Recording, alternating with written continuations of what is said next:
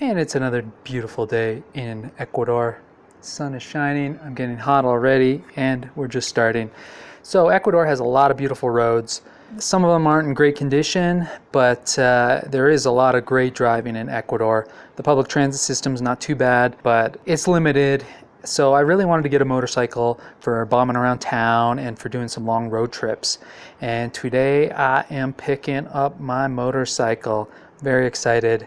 And I thought I'd just make a quick video about the process that I took to get the motorcycle, what I did, what I decided on, all that stuff, because it's a little bit, not difficult, but there's not that much information out there, and it took me a long time to figure out what I wanted and how to get it. So that's what this video is about.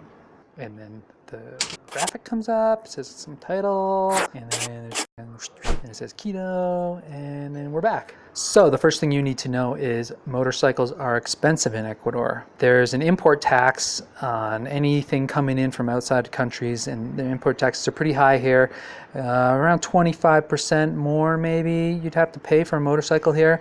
That's just the import tax, and then on top of that you got a sales tax that's 12%. So it's expensive. I looked into shipping over the Harley that I own. That's back in Canada. It's been in storage for like six years, I guess.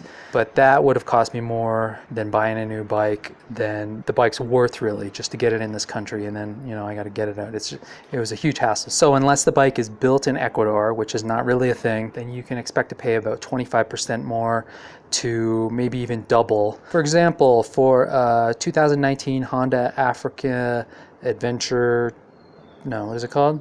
For example, for a 2019 Honda Africa Dream Adventure bike, you're going to pay around $16,000 in America for it.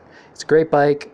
I think it would be perfect for Ecuador, but here it costs $32,000, so double, which is just $32,000 for a motorcycle it's a lot. Now I should mention there is a Honda factory in Brazil, and they make really good quality. They're Honda bikes, but they're models that aren't sold in America, so it's hard for me to really compare the prices. But you can expect to pay a little bit less for those because I'm assuming there's a better deal on the customs taxes between Brazil and Ecuador than there is, for example, from Japan and Ecuador or America and Ecuador. So my budget was $2,500. It's not a ton of money, but in North America I could get a pretty decent bike for that. Here I'm quite limited. My first choice was either a Japanese-made bike or a Chinese-made bike. Chinese-made bikes are a lot cheaper. Japanese bikes are better quality, but they're around twice the price. I also had to consider the size of the engine. I'm 6'2". Sarah's pretty tall. We live on the side of a mountain, as you can see, and there's a lot of big mountains and hills around here. So I really wanted something with enough power to get us up the hill with no problem. 125 cc's would probably be enough for getting around, just going around town and stuff like that. Like I can get up this hill in 125 cc's with both me and Sarah on it.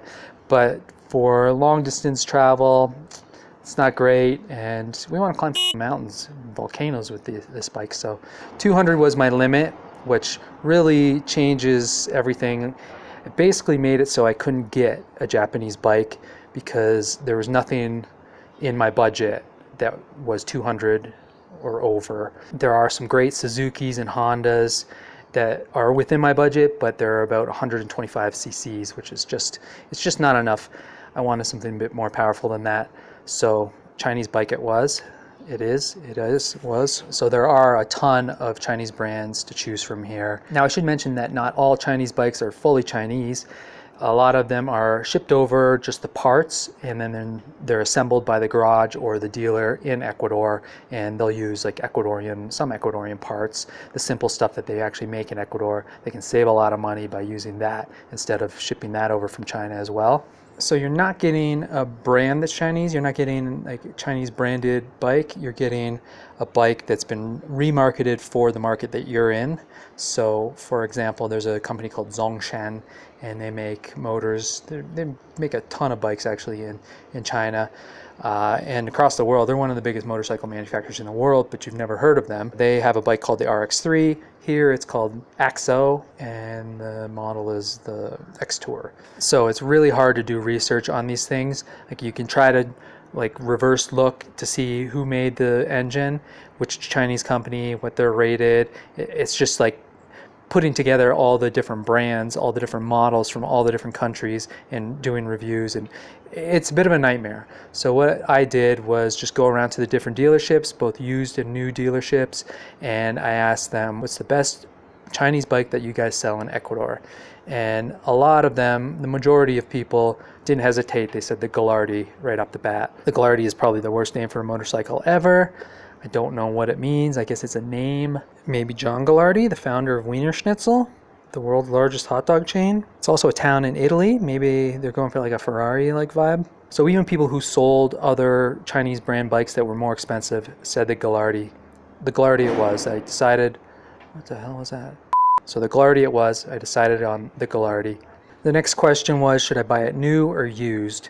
Another thing about buying vehicles in Ecuador is they retain their value really well, which is good if you want to sell. It's bad if you want to buy used. For example, a 2010 Toyota Corolla, the most popular car in the world, in Ecuador you'd pay $12,000 to $13,000 for a 2010. In America you can get that car for like $5,000. So huge difference there. Now I did see some Gallardis that were used.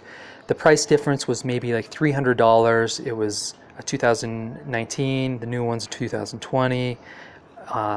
It just didn't seem like it was worth it. $300 less. I thought probably the new one's the way to go. Blasted angle grinding again. So on top of that, the new one came with a free helmet. It came with 3 free maintenances, a 15-month warranty, which is really nice, and also free matriculation. Now, matriculation is a new word for me. I think it's more popular, it's more used in Britain, but it basically means to like enroll or register. So every vehicle in Ecuador has to be registered, and they were going to take care of that for me, which is nice because the cost varies according to vehicle, but it would have cost me an extra $100 probably to get it matriculated. And it's also quite a complicated process for somebody who doesn't speak Spanish that well. There's a lot of red tape in Ecuador. For example, when we rented this place, we had to have a third party come through it and look at it all and write down the quality of everything. And the whole process took like 2 weeks before we were like official. I actually had to go and put myself in the system. I had to go to the transportation office of Ecuador, and it was a nightmare. I got there, they don't speak English, I translate a message, the guy tells me, come back the next day. So I go back home, it's about an hour for me to get there. And then the next day I come back, I show him again, okay, get in that line, wait in the line for about 20 minutes, not too bad. Get to the front of the line, show him my message, okay, here's a number, go upstairs. I go upstairs and it's just hell. It's basically hell, a waiting room filled with people waiting with their numbers. They were at about number 25. It was about 10:45 in the morning. It opened at 8. I'm assuming they started at 1, and I was number 52. So I ended up having to wait about 2.5 hours, and then I got to the desk. I showed the lady my message again. She said, okay, and she took my passport, basically put it in the computer. It took like 2 minutes. And then I was in the system, so then they could do the matriculation for me, but I had to be there. I had to like officially put myself in the system before they could do it. So that's one thing that I did have to do myself, and it gave me a taste of what the whole matriculation process would be like, and I'm really glad I don't have to do that. So if you can find a way around that, make sure you do that, because I mean, you'll spend a half a day at this stupid office, and it's hell. So I decided on the Gallardi, brand new. They have 3 options, 200cc, 250, 300. 300 sounded good, but there's also another option for carburetor or fuel injection. And I decided to go with the 250 fuel injection because it was under my budget. The 300 would have put me slightly over my 2,500 budget. Now, the fuel injection is important. If you live in the mountains or if you are going to be traveling a lot to higher elevation, then fuel injection is the way to go. There is some kind of science behind that. I'll pretend I know what I'm talking about for a brief second. Basically, the air is thinner, carburetors, they can be set for the pressure, the air pressure that is in the environment that you're in, but then if you change that, then you're going to have to change the setting, I believe. And the fuel injection, it reads the air pressure, and it adjusts accordingly. So fuel injection is very good for high elevation. Otherwise, you might have problems with your carburetor, which I know people who drive motorbikes here that have carburetors, and they've said that that's the thing that goes on their bike first. So the cost was $2,250. If I decide to sell it in a couple of years, if we leave Ecuador after Sarah's done her contract, then in 2 years I can probably get about $1,500 for it, I would say, which would make $750 for 2 years. That's like $1 a day, spending $1 a day to rent a motorcycle. So definitely is worth it. And that's my story. That's about it.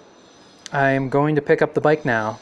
There really isn't that much information out there about this process, so if you have done it, if you shopped around, decided on a bike, maybe you bought a Chinese bike that you really like, please leave me a comment, because I would love to hear more information about this stuff. It took me a long time to research it all and to figure out what I wanted, so I'm glad to share that with you guys, and I am super excited to go pick up my motorcycle now. So let's go do that.